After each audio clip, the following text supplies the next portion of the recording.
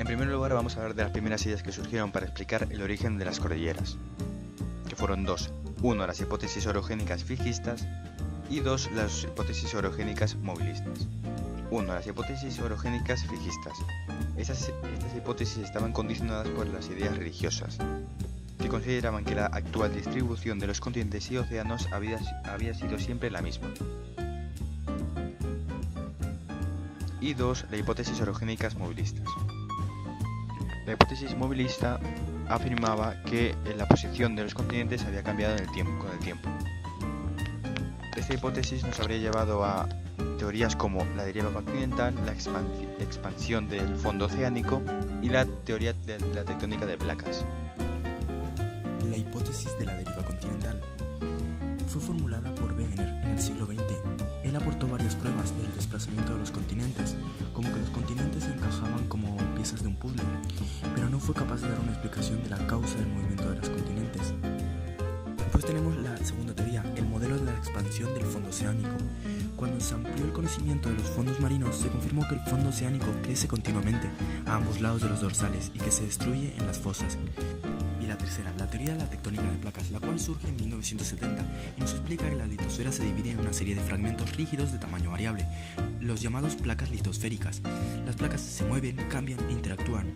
Sus bordes tienen mucha actividad. Las placas litosféricas tienen límites definidos según el tipo de litosfera que las componen. Pueden ser oceánicas o mixtas.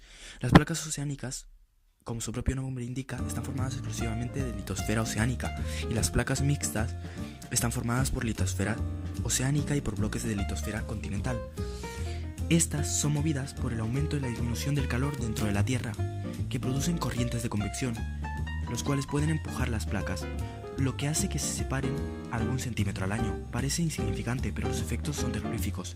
Provocan los terremotos, crean las montañas y producen los volcanes, y tras millones de años mueven continentes enteros. Las placas tectónicas producen todos estos grandes acontecimientos. Se pueden mover de tres formas: separándose, juntándose o deslizándose una respecto a otra. Cuando se separan reciben el nombre de bordes divergentes. Si se juntan reciben el nombre de bordes convergentes, y si se deslizan una respecto a la otra reciben el nombre de bordes transformantes. En los bordes divergentes, cuando las dos placas se separan, se crea un borde llamado límite constructivo. Esto suele suceder debajo del mar. Al separarse las dos placas, el magma líquido asciende, lo que puede hacer que una cadena de volcanes entre en erupción. Con el tiempo, el magma se enfría y forma nuevas rocas en la superficie. También se puede dar en litosfera continental, formando una fosa tectónica y debilitando la litosfera. Los bordes convergentes o destructivos son los límites de dos placas que colisionan y se juntan. Una de las placas se introduce bajo la otra hacia el manto y se destruye la litosfera. En esta colisión ocurre la subducción, que es la introducción de la placa más densa hacia el manto. Posteriormente aparece una fosa oceánica en el borde de contacto entre las placas. El proceso de subducción se manifiesta en terremotos. Los focos de los terremotos se disponen en el plano de Benioff. La intensidad de un terremoto dependerá de la flotabilidad de las placas. En ambos casos se origina magma, que son rocas fundidas por el calor de la fricción y la presencia de agua. Por lo tanto, habrá actividad volcánica. Existen varios tipos de convergencia. El primer caso es entre una placa continental y una placa oceánica. La placa oceánica subduce bajo la continental. La actividad sísmica es muy intensa. El empuje entre las placas pliega y eleva las rocas de la placa continental y los sedimentos acumulados sobre su plataforma. Este proceso origina una cordillera marginal como la de los Andes. El segundo caso es una convergencia entre dos placas oceánicas. La placa oceánica más antigua es más densa, por lo que subduce a la placa oceánica más joven. Al ser una subducción rápida, origina terremotos poco intensos. Además, el magma asciende hacia la superficie a través de las fracturas que aparecen en la placa pasiva, que es la que no subduce. Esta salida de magma a través del fondo oceánico genera arcos insulares, que son conjuntos de islas volcánicas alineadas que forman un arco, por ejemplo, las islas Aleutianas. A veces las islas se forman sobre la plataforma continental de la placa que nos subduce, por ejemplo, Japón y Filipinas. El tercer caso es la colisión entre dos placas continentales. Ocurre cuando ya se ha subducido toda la litosfera oceánica que había entre las placas. Ninguna de las placas se hunde, ya que ambas placas son menos densas que el manto.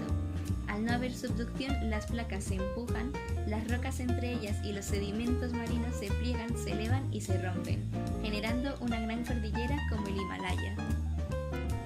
El ciclo de Wilson explica la dinámica litosférica. Cuenta de 6 etapas. La primera etapa es la fragmentación continental. La dinámica de las placas genera tensiones que hacen que una masa continental se fracture y que las dos partes comiencen a separarse.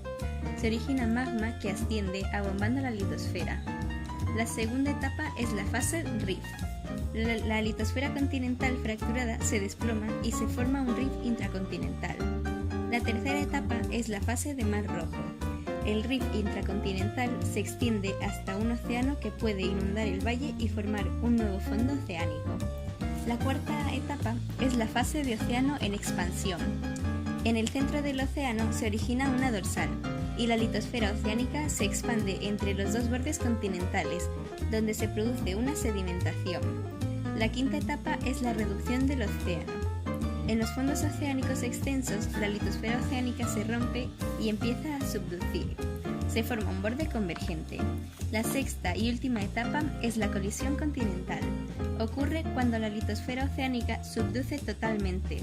El océano se cierra y los continentes colisionan y originan una cordillera. Los bordes transformantes se dan en placas que se desplazan en la misma dirección pero en sentido contrario. Aquí la litosfera ni se crea ni se destruye, pero pueden generar grandes terremotos. Se suele encontrar en litosfera oceánica de las dorsales, pero hay casos donde se encuentra sobre la litosfera continental, como la famosa falla de San Andrés, en California. Ahora vamos a hablar de los procesos geológicos, los cuales son dos: los procesos geológicos endógenos y los procesos geológicos exógenos. Los procesos geológicos endógenos son producidos por el calor interno de la Tierra y su agente geológico es el movimiento de las placas tectónicas.